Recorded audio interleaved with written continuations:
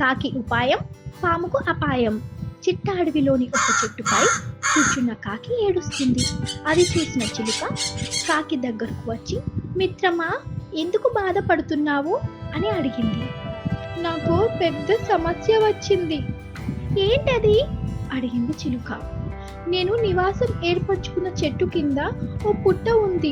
అందులోని పాము నా గుడ్లను తినేస్తుంది. ప్రతిసారి ఇదే జరుగుతోంది. ఇలా పిల్లలను పోగొట్టుకోవాల్సి వస్తుందని ఒకసారి ధైర్యం చేసి పాముతో మాట్లాడాను. గుడ్లను ఏమి చేయొద్దని బతిమాల అని తన గోడును వెలబోసుకుంది. దానికి పాము ఏం చెప్పింది? నాకు కాకి గుడ్లంటే ఇష్టం. నీవు నన్ను ఏం చేయలేవు. ఎంత బాధపడినా నేను నీ మాట వినను అని పొగరుగా సమాధానం ఇచ్చినట్టు కాకి పేర్కొనింది. నువ్వేమన్నావు మరి? ఈసారి గుడ్లు పెట్టే ముందు వేరే చోటు చూసుకొని వెళ్తానని జవాబిచ్చా. దానికి ఆ పాము ఏమందో తెలుసా? ఈ అడవిలోని అణువణువు నాకు తెలుసు. నువ్వు ఎక్కడ వెళ్తే నేను అక్కడ వస్తా. గుడ్లను తినేస్తా. అందుకే ఈ అడవిని వదిలి వెళ్ళామనుకుంటున్నాను అని కాకి వాపోయింది. ఏ తప్పు చెయ్యని నువ్వెందుకు వెళ్ళటం? ఆ పాముని తరిమేయచ్చు కదా. పాముతో పోరాడగల శక్తి ఉంటే ఎప్పుడూ ఆ పని చేసేదాన్ని. కళ్ళ ముందే నేను పెట్టుకున్న గుడ్లను తినేస్తుంటే ఏమి చేయలేకపోయా. దానికి బలం ఉంది, కానీ తెలివి లేదు. ఆపద సమయంలో భుజబలం కంటే బుద్ధి బలం కాపాడుతుంది. ఆలోచిస్తే పాము నుండి ప్రమాదాన్ని తప్పించుకోవచ్చు సలహా ఇచ్చింది చిలుక. ఆ మాటలతో కాకి ఆలోచనలో పడింది.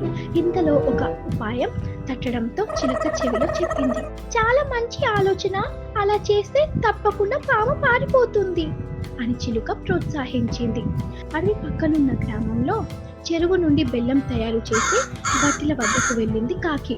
అక్కడ నుంచి ఒక బెల్లం ముక్కను తీసుకొచ్చి తన గూడు ఉన్న చెట్టు మొదట్లో, అంటే పాము పుట్ట పక్కన వేసింది.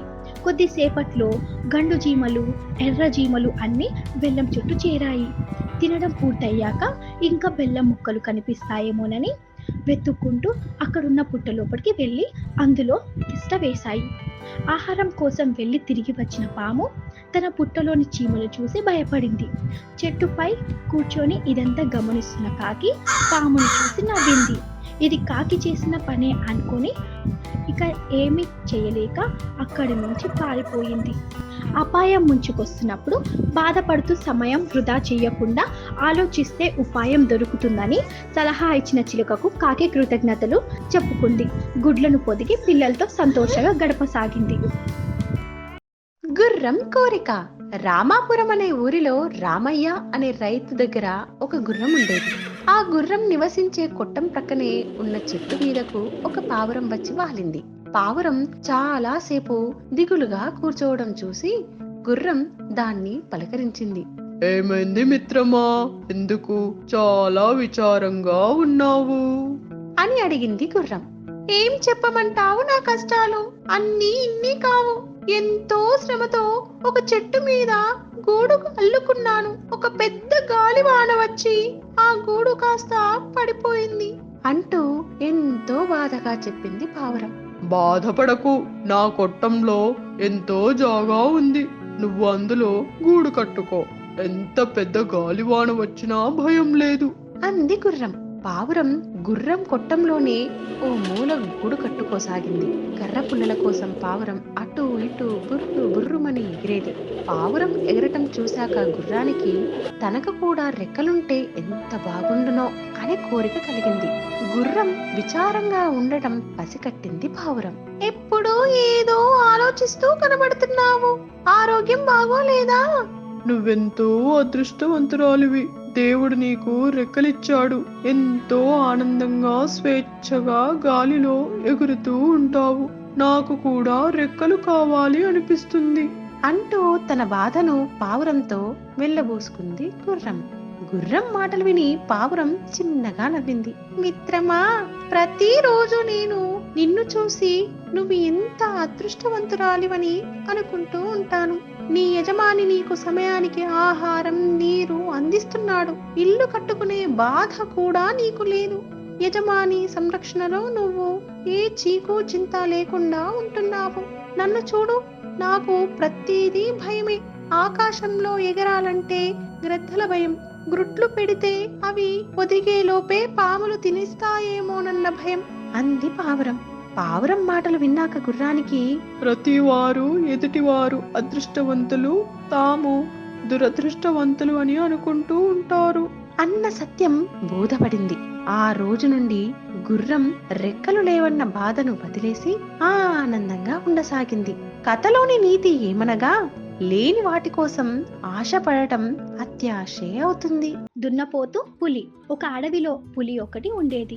అది అడవంతా తన సామ్రాజ్యం అయినట్టు సంచరిస్తుండేది.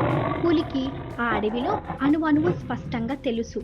అలాగే అక్కడ సంచరించే తేళ్లు, నక్కలు, కుందేలు, కోతులు, వేట కుక్కలు వంటి రకరకాల జంతువులని తెలుసు.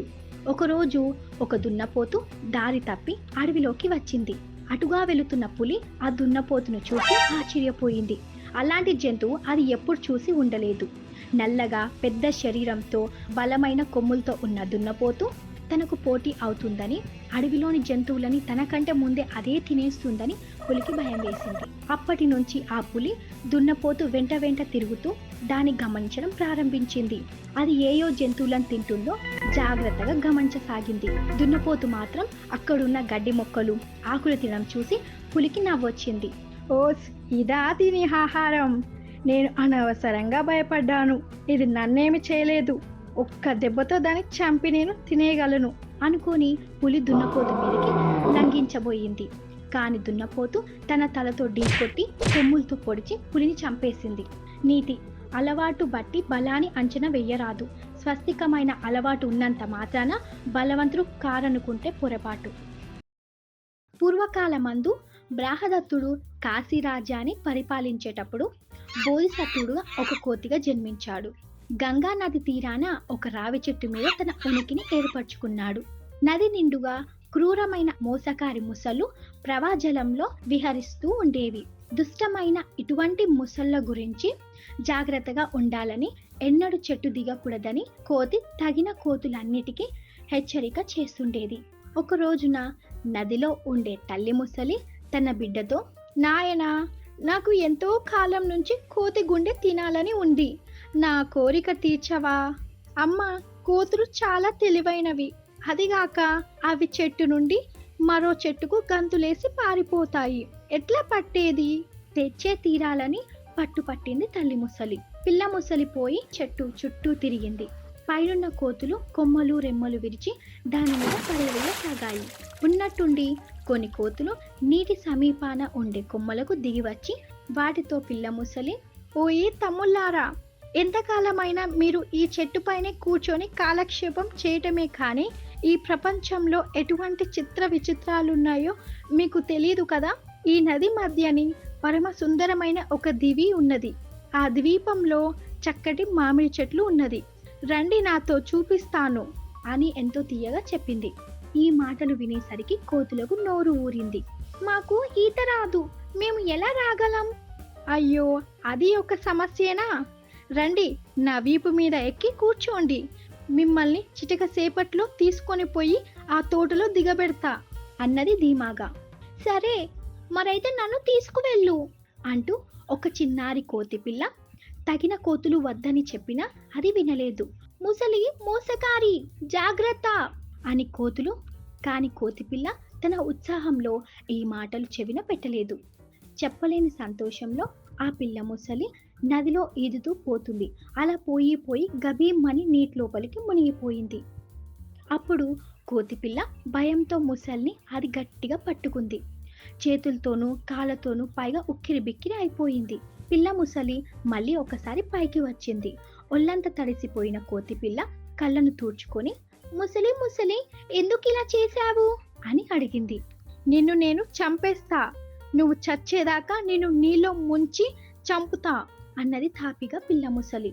ఎందుకు నన్ను చంపేది? నువ్వు నాకు నేస్తానవని నమ్మే కదా వచ్చాను అని ప్రశ్నించింది కోతిపిల్ల అమాయకంగా. ఎందుకేమిటి? మా అమ్మకి ఎన్నాళ్ళ నుంచో కోతి గుండె తినాలని కోరిక ఉందంట. నిన్ను పట్టుకోపోయి మా అమ్మకి అప్పగిస్తా అని చెప్పింది. ఓ ఈ పిచ్చి అన్నయ్య, నువ్వు మామిడి పళ్ళ మాట చెప్పగానే నేను ఉన్నపాటుగా వచ్చేశాను. నా గుండకాయ ఆ చెట్టు మీదనే ఉండిపోయే. ఈ మాటకు ఆ పిల్ల ముసలి కళ్ళు మిటకరిస్తూ వెర్రిగా చూచింది.